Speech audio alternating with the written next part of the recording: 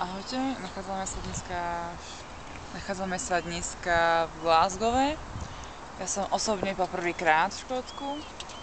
Glasgow je podľa mňa veľmi pekné mesto, dostalo ma.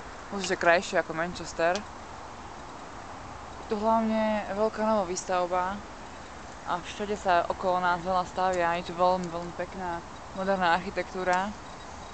Vidíte párník, loďky sú tu, i okolo niekde tady. Je to veľmi pekne.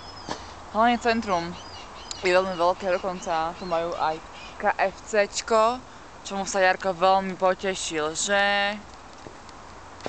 A tento tu stĺp, alebo čo to je, nevieme čo to je, ale to je veľmi pekné a fakt to dobre vyzerá. To je asi všetko. Ďakujeme, ahojte.